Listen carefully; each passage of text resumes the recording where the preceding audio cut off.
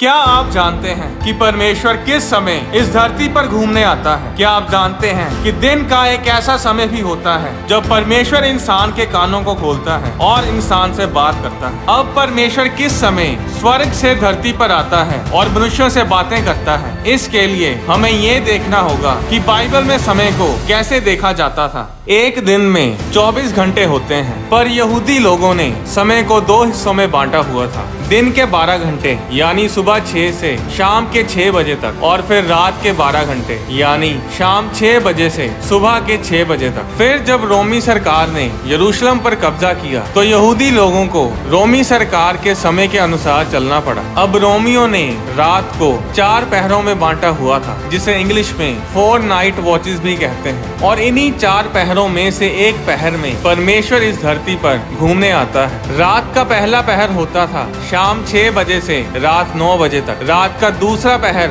रात के 9 बजे से रात के 12 बजे तक। और रात का तीसरा पहर रात के 12 बजे से रात के 3 यानी सुबह के 3 बजे तक। और फिर चौथा पहर सुबह के 3 बजे से सुबह के 6 बजे तक होता था। बाइबल बताती है कि यीशु मसीह रात के चौथे पहर के आसपास पानी पर चलकर अपने चेलों के पास आए थे। पर पानी पर चलने से पहले यीशु मसीह पहाड़ पर प्रार्थना कर रहे थे। यीशु मसीह रात के चौथे पहर के आसपास ही प्रार्थना क्यों करते थे? पहले या दूसरे पहर में प्रार्थना क्यों नहीं करते थे? क्योंकि रात के चौथे पहर में ही परमेश्वर इस धरती पर आता था। यहूदी रबी यहूदी लोगों को ये सिखाते हैं कि सूरज निकलने के 2 घंटे पहले परमेश्वर इस धरती पर आता है, और जो कोई भी उस समय प्रार्थना में होता है उसे विशेष दर्शन, ज्ञान, समझ और परमेश्वर की आशीष मिलती है। अब जो यहूदी रबी सिखा रहे हैं, क्या हमें इनकी शिक्षा पर ध्यान देना चाहिए? सिर्फ यहूदी रबी ही नहीं, बल्कि बाइबल में भी कई जगहों पर परमेश्वर के इस धरती पर आने के बारे में लिखा है। और वीडियो में थोड़ा आगे चलकर इसके बारे में मैं आपको बताऊंगा। अब जो यहूदी रबी सिखा रहे हैं, क्या हमें इनकी शिक्षा पर ध्यान देना चाहिए? आखिर कौन है ये यहूदी रबी? कौन है ये यहूदी लोग? अभी तो मैं आपको थोड़े शब्दों में बताऊंगा। यहूदी लोग यहोवा परमेश्वर को ही मानते हैं। वो यीशु मसीह को मसीह नहीं मानते। उनका कहना है कि मसीह अभी आया ही नहीं है, और इसीलिए वो नए नियम यानी बाइबल की न्यू टेस्टामेंट को मानते ही नहीं है। वो पुराने नियम पर ही विश्वास करते हैं। यहूदी लोग अब्राहम, इसहाक, याकूब के वंशज हैं। वो यहोवा परमेश्वर पर विश्वास करते हैं, पर यीशु मसीह को मसीह नहीं मानते। कुछ यहूदी लोगों ने तो यीशु मसीह को मसीह ग्रहण किया, पर कुछ ने नहीं। यहाँ तक कि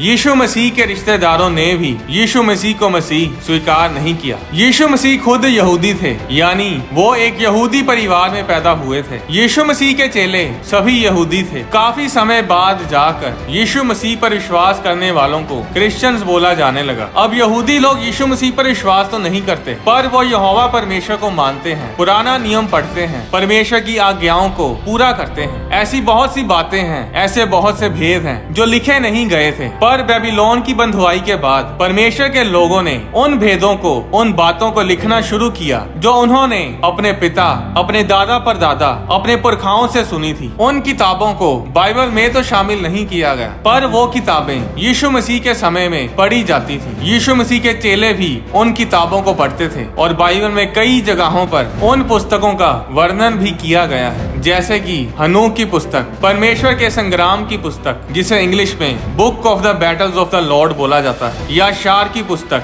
यानी बुक ऑफ जैशर। अगर हम यहूदी रबियों की बातों को ना भी अपनाएं, तो भी बाइबल में जगह जगह पर यह बताया गया है कि परमेश्वर तड़के सवेरे इस धरती पर घूमने आता है। क्या आप जानते हैं कि अदन का बाग इस धरती पर था, और परमेश्वर ने आदम को अदन के बाग में रखा था। और बाइबल बताती है कि हर सुबह परमेश्वर आदम से मिलने के लिए इस धरती पर आता था, जिसके बारे में उत्पत्ति अध्याय 3 उसकी 8 आयत में लिखा है। तब यहोवा परमेश्वर जो दिन के ठंडे समय वाटिका में फिरता था का शब्द उनको सुनाई दिया। क्या आप जानते हैं कि परमेश्वर ने सदोम और गमोरा को सुबह के समय नष्ट किया था? परमेश्वर के स्वर्गदूत तो रात को ही वहां पहुंच गए थे, पर उसका विनाश तड़के सवेरे हुआ था। उत्पत्ति अध्याय 19 उसकी 15 आयत में लिखा, जब पौ फटने लगी यानी जब सुबह होने लगी, तब दूतों दूतों ने लूत से जल्दी करने को कहा और बोले, उठ, अपनी पत्नी और दोनों बेटियों को जो यहाँ हैं ले जा, नहीं तो तू भी इस नगर के अधर्म में भस्म हो जाएगा। जब मिस्री लोग इजराइलियों का पीछा कर रहे थे तो परमेश्वर ने उन्हें तड़के सवेरे पराजित किया था। निर्गमन अध्याय 14 उसकी 24 आयत में लिखा,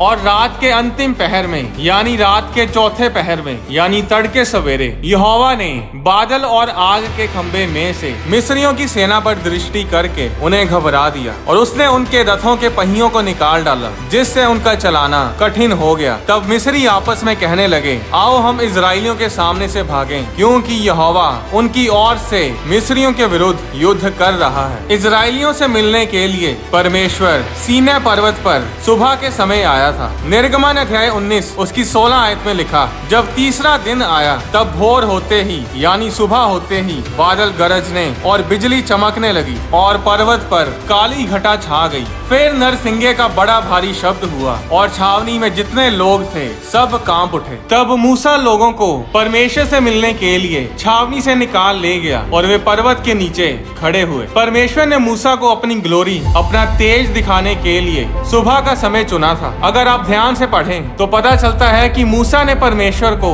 अपना तेज दिखाने के लिए किसी और समय पूछा था, पर परमेश्वर अपनी ग्लोरी दिखाने के लिए, अपना तेज दिखाने के लिए मूसा को सुबह की अपॉइंटमेंट देता है, यानी मूसा को सुबह आने के लिए बोलता है। निर्गमन अध्याय 34 उसकी 2 आयत में यहोवा ने मूसा से कहा, सवेरे तैयार रहना और भोर को सीनै पर्वत पर चढ़कर उसकी चोटी पर मेरे सामने खड़ा होना। अय्यूब की पुस्तक में साफ साफ लिखा है कि परमेश्वर हर सुबह इंसान से मिलने आता है। अय्यूब अध्याय 7 उसकी 17 आयत में लिखा, मनुष्य क्या है कि तू उसे महत्व दे और अपना मन उस पर लगाए, और प्रति भोर को उसकी सुधि ले और प्रति क्षण उसे जांचता रहे। भजन संहिता अध्याय 30 उसकी 5 आयत में लिखा, कदाचित रात को रोना पड़े परंतु सवेरे आनंद पहुंचेगा। यशाया भविष्यद्वक्ता ने ये जांच लिया था कि परमेश्वर हर सुबह हमें जगाता है ताकि हमें शिक्षा दे सके। यशाया अध्याय 50 उसकी 4 आयत में लिखा, भोर को यानी सुबह वह नित्य मुझे जगाता और मेरा कान खोलता है कि मैं शिष्य के समान सुनूं। विलाप गीत यानी लेमेंटेशंस अध्याय 3 उसकी 22 आयत में लिखा कि परमेश्वर की दया, परमेश्वर की करुणा हर सुबह नई होती है। यीशु मसीह अपने पिता यानी यहोवा परमेश्वर को जानते थे कि यहोवा परमेश्वर सुबह के समय आदम से मिलने आता था। वो जानते थे कि परमेश्वर इंसान से सुबह मिलने आता है, और इसीलिए जब यीशु मसीह मनुष्य के रूप में इस धरती पर थे तो वो हमेशा तड़के सवेरे प्रार्थना करते थे, पूरी रात प्रार्थना करते थे और सुबह प्रार्थना खत्म करते थे। मरकुस अध्याय 1 उसकी 35 आयत में लिखा, भोर को दिन निकलने से बहुत पहले वह उठकर निकला और एक जंगली स्थान में गया और वहाँ प्रार्थना करने लगा। जब परमेश्वर ने शमूएल नबी को पहली बार बुलाया और भविष्यद्वक्ता के स्थान के लिए नियुक्त किया तो वो समय तड़के सवेरे का था, जिसके बारे में 1 शमूएल अध्याय 3 उसकी 3 और 4 आयत में हम पढ़ सकते हैं। मायने नहीं करता कि आप किस देश में हैं, आपके लोकल टाइम के हिसाब से सुबह के 3 से 6 बजे के बीच में परमेश्वर उस देश, उस शहर, उस नगर में लोगों से मिलने आता है। जैसे जैसे धरती घूमती है वैसे वैसे परमेश्वर की हजूरी उसके साथ घूमती है। अगर आप परमेश्वर में बढ़ना चाहते हैं, अगर आप परमेश्वर से दर्शनों को पाना चाहते हैं, अगर आप किसी भी मुसीबत में हैं, फिर चाहे वो परेशानी शादीशुदा जिंदगी में हो या आपके बिजनेस में, आपकी जॉब, आपके परिवार में हो, तो एक बार रात की प्रार्थना, खासकर सुबह 3 से 6 बजे के बीच में प्रार्थना जरूर करें। एक बार एक व्यक्ति जिसका नाम एलन था, उसे आधी रात में बेचैनी सी होने लगती है और वो जाग उठता है और प्रार्थना करने लगता है। प्रार्थना के बाद उसकी बेचैनी दूर हो जाती है और जब वो सुबह उठता है तो उसके भाई का फोन उसे आता है जो ये बताता है कि आधी रात को उसे हार्ट अटैक आया और उसके दिल की धड़कन रुक गई थी, पर अचानक ही उसके दिल की धड़कन फिर से चलने लगी और वो ठीक महसूस करने लगा। तब एलन ने अपने भाई को बताया कि रात को उसे बेचैनी हो रही थी और वो उठकर प्रार्थना करने लगा और उसकी प्रार्थना के कारण ही उसके भाई को नया जीवन मिला। वो बेचैनी परमेश्वर के द्वारा थी। परमेश्वर चाहते थे कि वो उठकर प्रार्थना करे। अब अगर वो आलस करता और प्रार्थना ना करता तो वो अपने भाई को खो बैठता। अब आप सोच रहे होंगे कि परमेश्वर ने उसके भाई को ऐसे ही चंगा क्यों नहीं किया, क्यों एलन का प्रार्थना करना जरूरी था। ये एक अलग विषय है, इसके बारे में मैं एक अलग वीडियो में आपको बताऊंगा। अगर आपने पास्टर बिल वीज की टेस्टिमनी को सुना हो, जिन्होंने एक दर्शन देखा जिसमें उन्होंने नर्क में 23 मिनट बिताए, तो वो दर्शन जब उन्हें आया था तो उस समय घड़ी पर पूरे 3 बजे थे। हम लोगों की गवाहियों पर यकीन ना भी करें तो भी हम बाइबल में साफ साफ देख चुके हैं कि परमेश्वर तड़के सवेरे अर्ली मॉर्निंग मनुष्य से मिलने आता है, उनको दर्शन दिखाता है, मनुष्य के कानों को खोलता है और उनसे बात करता है। बड़े बड़े काम परमेश्वर ने तड़के सवेरे किए। प्रभु यीशु मसीह की जिंदगी ही हमारे सामने सबसे बड़ा सबूत है कि परमेश्वर अपने लोगों से मिलने के लिए तड़के सवेरे अर्ली मॉर्निंग आता है। ये समय होता है प्रार्थना करने का और ये परमेश्वर की ओर से होता है। परमेश्वर आपके साथ समय बिताना चाहता है, इसीलिए वो आपको उठाता है। और अगर आप उठकर उस समय अपनी नींद के ऊपर काबू पाकर प्रार्थना में बैठ गए तो आप देखेंगे कि आपकी जिंदगी में बड़े बड़े बदलाव आएंगे। उद्धार पाना, बचाए जाना, फिर स्वर्ग जाना, ये फायदे हैं यीशु मसीह के पीछे चलने के। पर सिर्फ स्वर्ग लेकर जाना ही परमेश्वर का असली मकसद नहीं था। परमेश्वर का असली मकसद हमारे साथ रिश्ता बनाना, रिलेशनशिप, संबंध बनाना है। इसीलिए परमेश्वर ने इंसान को बनाया था और इसीलिए ही परमेश्वर हर रोज आदम से मिलने के लिए अदन के बाग में आता था। सबसे बड़ा काम जो आप परमेश्वर के लिए कर सकते हैं वो है एक रूह को परमेश्वर के लिए बचाना और परमेश्वर के साथ प्रार्थना में सुबह का समय बिताना। जब जब परमेश्वर धरती पर आकर लोगों से मिलता था और उन्हें आशीषित करता था तो वो ज्यादातर सुबह का समय होता था। जब याकूब स्वर्गदूत के साथ मल युद्ध कर रहा था तो उत्पत्ति अध्याय 32 उसकी 24 आयत में लिखा, और याकूब आप अकेला रह गया। तब कोई पुरुष आकर पौ फटने तक यानी सुबह होने तक उससे मल युद्ध करता रहा। और तो और ऐसा समय भी होता है जब परमेश्वर मनुष्य के कान खोलता है। अय्यूब की पुस्तक अध्याय 33 उसकी 15-16 आयत में लिखा, स्वप्न में या रात को दिए हुए दर्शन में जब मनुष्य घोर निद्रा में पड़े रहते हैं या बिछौने पर सोते समय, तब वह मनुष्य के कान खोलता है और उनकी शिक्षा पर मोहर लगाता है। इस वचन में लिखा है कि जब लोग गहरी नींद में होते हैं तब परमेश्वर उनके कान खोलता है। क्या आप जानते हैं कि यीशु मसीह सुबह होने से बहुत पहले प्रार्थना करते थे। मत्ती अध्याय 14 उसकी 23 आयत में लिखा, वह लोगों को विदा करके प्रार्थना करने को अलग पहाड़ पर चला गया और सांझ को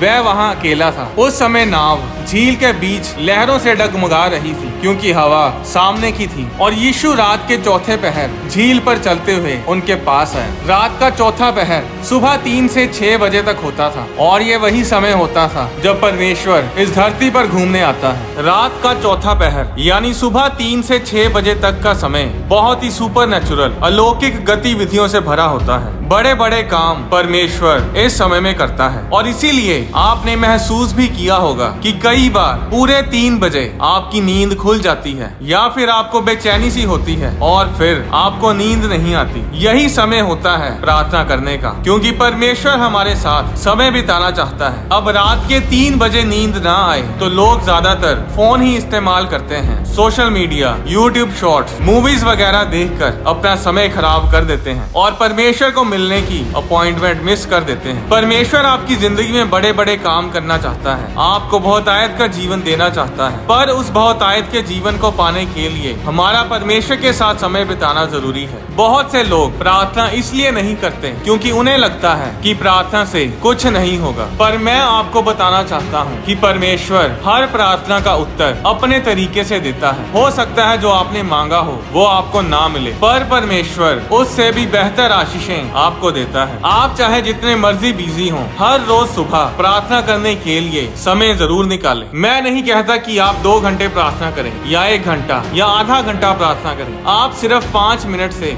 10 मिनट से प्रार्थना की शुरुआत कर सकते हैं। अगर आप ये सोचकर प्रार्थना नहीं करते कि कल, परसों या उससे पहले आपने कोई पाप किया था, तो इस तरह आप कभी भी प्रार्थना कर नहीं पाएंगे। आपका पाप आपकी प्रार्थना को खत्म करता है और आपकी प्रार्थना आपके पाप को खत्म करती है, आपको परमेश्वर के नजदीक लेकर आती है। एक बात हमेशा याद रखें कि बिना प्रार्थना के अपने आप कुछ भी अच्छा नहीं होगा। परमेश्वर हर सुबह मनुष्य से मिलने के लिए आता है। अब फैसला आपको करना है कि कल सुबह जब परमेश्वर इस धरती पर घूमने आए तो आप उससे मिलना चाहेंगे या आप अपनी अपॉइंटमेंट को मिस कर देना चाहेंगे। अब इसका मतलब ये नहीं कि हम सुबह के समय का कोई धार्मिक नियम, कोई रिलीजियस रूल बनाकर बैठ जाएं कि और किसी समय प्रार्थना करनी ही नहीं है। इस वीडियो का मकसद सिर्फ आपको प्रोत्साहित करना है, आपको मोटिवेट करना है कि आप परमेश्वर के साथ अपनी सुबह की अपॉइंटमेंट को मिस ना कर सकें। इस वीडियो का उद्देश्य आपको बताना है कि सुबह का समय परमेश्वर के लिए बहुत महत्वपूर्ण, बहुत इंपॉर्टेंट होता है। एक वीडियो में मैंने बताया था कि दानियल यरूशलेम की तरफ खिड़की खोलकर प्रार्थना क्यों करता था। आने वाली वीडियोस में मैं आपको बताऊंगा कि दानियल दिन में 3 बार प्रार्थना क्यों करता था। कैन को उसकी पत्नी कहां से मिली। जिस तरह स्वर्गदूत स्वर्गीय भोजन खाते हैं, क्या शैतान और उसके दूत भी खाना खाते हैं। परमेश्वर के वचन से जुड़े गहरे भेदों की वीडियोस को देखने के लिए होली स्पिरिट प्रोडक्शंस चैनल को सब्सक्राइब करें और साथ ही बने बेल आइकन पर क्लिक करके ऑल नोटिफिकेशंस को सिलेक्ट करें ताकि चैनल पर अपलोड की जाने वाली हर वीडियो आपके फोन में जरूर पहुंचे। आने वाले समय में हम बाइबल पर आधारित फिल्म्स को बनाएंगे। अगर आप फिल्म्स के लिए अपना ऑडिशन देना चाहते हैं तो आप हमारी ईमेल bibleFilmAuditions@gmail.com पर अपने ऑडिशंस हमें भेज सकते हैं। अगर आप डोनेट करना चाहते हैं तो आप होली स्पिरिट प्रोडक्शंस के बैंक अकाउंट में या QR कोड के जरिए भी हमें अपनी डोनेशंस भेज सकते हैं। परमेश्वर आपको आशीष दे।